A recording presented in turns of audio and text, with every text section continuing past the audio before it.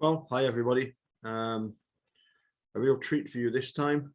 This is part one of a two-part Erekose videos, and I'll put them both up because they're both absolutely brilliant as usual. Let's jump straight into them.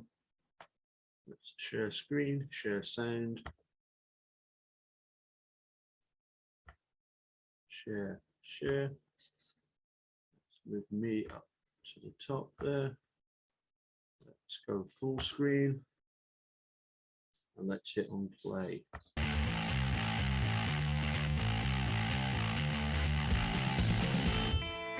Hello everybody, you have tuned in to Erekose on Making a Murderer on YouTube. I cover virtually any aspect of making a murderer. I go over the evidence, the documents, the photos. So if you like, stay tuned, and in the future I'll have many more videos besides the one you're about to see. Hello everybody out there in MAM land. Back today with a little bit more of Zellner's filing.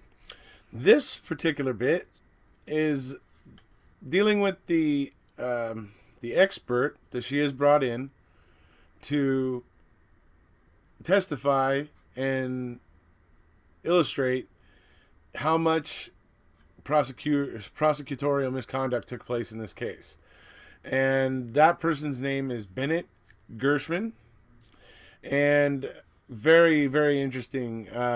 Everything that Bennet has to say is pretty interesting.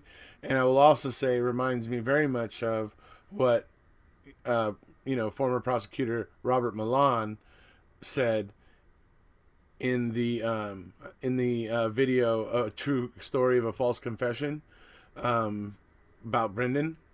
I'm going to play some clips from it so you guys could see it. So anyways, to all the people out there at the rallies are going on this weekend. So to all the people out at the rallies, great, get out there, show your support. That's awesome. And hope you guys all have fun. Well, yes, particularly when you made it the next year and got delayed because of weather. So we're going to move into what we're doing here. So the first thing we're going to, go into here is, why are we listening to this Bennet Gershman? Who is this Bennet Gershman? Why should we be listening to anything that this person has to say? What makes them so special, right? Okay. First thing we're going to look at here is basically going to tell you Mr. Gershman's history and all of the, basically all the jobs that Mr. Gershman has held, and how those things kind of uniquely qualify him for this exact type of situation. So we'll move into that document right now. We'll see you in a few. Live streaming can be tricky, and sometimes trying to find the right software to make... This is where Mr. Gershman is talking about his background and experience.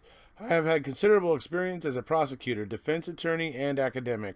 I served as an assistant district attorney in the office of the New York County District Attorney from 1966 to 1972, where I was assigned to the homicide, rackets, appeals, and major felony bureaus. I presented hundreds of cases to grand juries and tried numerous felony cases to verdict. I served also as an assistant attorney general in the office of the New York State Special Prosecutor's Office from 1972 to 1976, which was established to investigate and prosecute official and political corruption in New York City's criminal justice system. I was chief of the Appeals Bureau and of the Bronx Anti-Corruption Bureau, where I investigated cases, presented cases to special grand juries, and prosecuted many public officials, including judges, prosecutors, attorneys, police officers, and other public officials that were corrupt or fraudulent. I am currently a tenured professor of law at the Elizabeth Hobbs School of Law at Pace University, where I have taught since 1976. I teach courses in criminal law, criminal procedure, and constitutional law, evidence, trial practice, and professional ethics. During my academic career, I have served as a defense attorney representing many persons charged with serious felonies, including murder, rape, organized crime, and drug cases. I have represented clients before federal and state grand juries. I am frequently consulted as an expert on criminal procedure, prosecutorial misconduct, and professional ethics. I have testified as an expert witness in judicial proceedings and before the United States Congress, the New York State Legislature, and various professional and fact-finding commissions.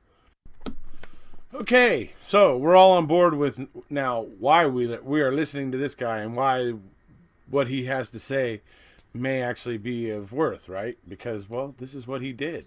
This is how he practiced as an attorney, was by chasing down corrupt political officials and judges, prosecutors, lawyers, anybody, other elected, offices or public offices, publicly held offices and things like that. That was what he did.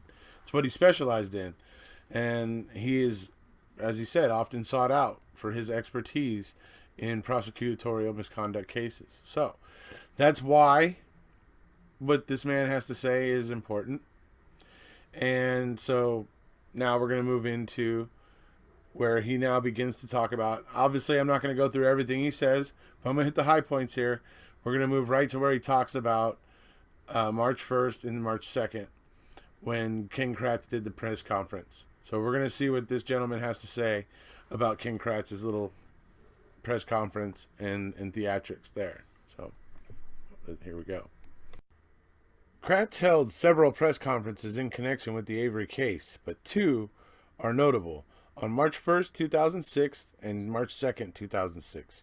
Given the sensational nature of the case, which Kratz called the largest criminal investigation that anybody has ever talked about, Kratz was obviously aware that anything he said would have had powerful impact on public opinion about the case. Thus, on March 1st, several months after Avery had originally been charged with the Halbach murder, Kratz announced significant developments in the case. He told the large throng of media attendees that law enforcement now has a definitive set of answers as to what happened to Teresa Halbach. He asserted that as he was speaking, a search warrant was simultaneously being executed on the Avery premises and that we know exactly what to look for and where to look for it.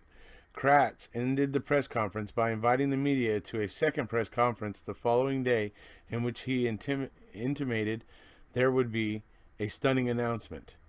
Well, let's see what Robert Milan thinks about this situation. I looked at this, like the dean, I did a crash course on Making a Murderer this week. I watched all 10 episodes in 3 separate days, and I found myself screaming at the television and screaming at Mr. Kratz like the rest of you. And as I broke this thing down, this is how I looked at it. It started out with the conflict of interest. I mean, how did this whole thing start going south? That they were wise enough to call in a special prosecutor, a moronic special prosecutor, but they brought in a special prosecutor, but they weren't wise enough to keep the original cops out of this. And that's shocking. So that's how this whole thing starts going sideways. Followed by Kratz's press conference regarding Mr. Dassey's confession, which was outrageous. Followed by the fact that Kratz commits a huge discovery violation by questioning Bobby Dassey during the trial about a statement that the defense attorney's never heard about before, followed by the defense attorney for Brendan Kaczynski absolutely selling him out with the investigator, followed by a series of rulings by the judge that were outrageous. One, no gag order. I mean, why prosecutors and defense attorneys are stepping up to cameras after every day of trial is beyond me. And then followed by what I already mentioned, which was zero corroboration to substantiate the confession. Yeah, you gotta love that guy, Robert Milan, man. He's freaking aces. He is absolutely stellar. So here we go. The next day, March 2nd, Kratz held the press conference after warning children not to watch. Kratz related to a huge assembled media and a live television audience the horrific details in Brendan Dassey's confession and how he was invited into Avery's trailer, saw Teresa Halbach naked, and shackled to Avery's bed, and how he and Avery repeatedly raped, tortured, and gruesomely butchered her to death. Kratz's sensational presentation was based exclusively on Brendan Dassey's confession. Kratz knew that there was no evidence to corroborate Dassey's confession and implicate Stephen Avery. Even though the police for the previous 4 months had exhaustively searched Avery's trailer, garage, and other parts of his property, Kratz also knew that this new account of the rape, torture, murder of Teresa Halbach contradicted virtually every fact Kratz had alleged in his original criminal complaint against Avery, and the place where Teresa Halbach was killed, the garage, the weapon used, the gun, the cause of death, gunshots to the head. Kratz asserted that we have now determined what occurred sometime between 3:45 p.m. and 10 or 11 p.m. on the 31st of October. He then proceeded to recount for the media, the viewing audience, and ultimately a nationwide audience the following allegations. Avery, partially dressed and full of sweat, we all know that one, invites Dassey, his 16-year-old nephew, into the trailer. Teresa Halbach, completely naked and shackled to the bed, screams louder and louder for help. Avery invites Dassey to sexually assault Halbach, telling him that he has repeatedly sexually assaulted her. Dassey proceeds to sexually assault Teresa Halbach, who begged the 16-year-old for help. Avery watches as his 16-year-old nephew raped this woman. Avery compliments Brendan on what a good job he did. Avery tells Brendan of his intent to murder Teresa Halbach. Brendan watches as Stephen Avery takes a butcher knife from the kitchen and stabs Teresa Halbach in the stomach. A butcher knife, by the way, that they never found any trace of anything on. And trust me, they pulled every single knife out of that place, and they didn't find anything. Brendan cuts Teresa Halbach's throat, but she still doesn't die, and Avery and Dassey together sadistically inflict on Teresa Halbach additional torture, additional mutilation, additional mechanisms of death, which include manual strangulation and gunshot wounds. Kratz concluded the press conference by expressing how heartbroken he was to tell Teresa Halbach's family the fate of Teresa. Kratz ended by stating that, as we sit here today, the individuals that knew Teresa will remember her, this extraordinary woman, and the joy that she brought. Kratz's statements at this press conference constituted professional misconduct.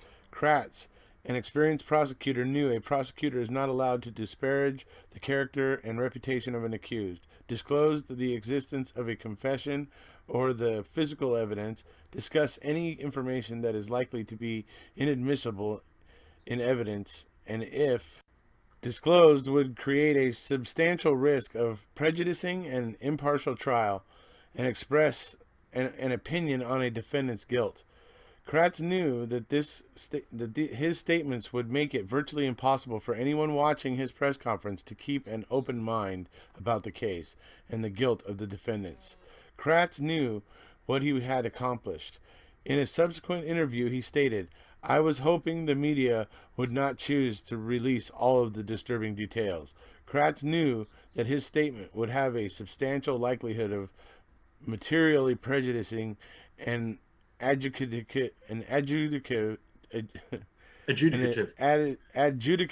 proceeding, and a substantial likelihood of heightening public condemnation of the accused. Moreover, although a prosecutor is barred from expressing any opinion on the merits of a case and the guilt of an accused, Kratz bolstered his grisly description of the crime by representing that everything he said was a truthful and accurate account. He asserted in his March 1st press conference that the law enforcement now has a definitive set of answers as to what happened to Teresa Halbach, and the law enforcement is presently executing a search warrant on the Avery property where we know exactly what to look for and where to look for it. Then, at his press conference the next day, Kratz assured his listeners that we have now determined what occurred sometime between 3:45 p.m. and 10 or 11 p.m. on October 31st. Finally, Kratz's statements were likely to be accepted by the public as truths. More than any other government official, a prosecutor is viewed by the public with esteem and trust. The public looks to the prosecutor as the official most responsible for vindicating the rule of law and punishing wrongdoers. Given Kratz's prestige and prominence as the special prosecutor appointed by the governor to lead the investigation, Kratz's assertions that law enforcement had solved the case would almost certainly be greeted by the public with both relief that the public perpetrators had been apprehended and an outcry to punish them. Okay, so what Mr. Gershman here is building to here, but he's building to, but he's also talking about the press conference because of how much Ken Kratz just completely muddied the water, made it where it was impossible, almost impossible to field a jury there that would be open-minded. But the more important thing that he's setting up here is the fact that Ken Kratz did that press conference like that, full well knowing he couldn't use it at trial for Stephen. He couldn't use it for Stephen. Okay? And the fact that he was doing that was creating the ability for him to educate his future jurors of something he wanted them to be aware of, but that he couldn't present in court. And that is what this gentleman, Mr. Gershman, is basically pointing out, that that is his opinion of what Kratz was trying to pull right here. Okay, so this is going to be the end of part 1. I'm going to go ahead and stop it right here, and go ahead and be ready. You can go to part 2 right after this one if you want. I'll even leave a link for you right below in the info down below. So we'll see you. If you haven't already, please hit subscribe. Well, thank you, dude. That was very good. I'll wait a wee while before doing part 2. Yes, Miss Bennet Gershman and Robert Milan, I do not think are particularly impressed with Kenneth Kratz. Anyway, catch you all again soon. Thanks for tuning in. Bye for now.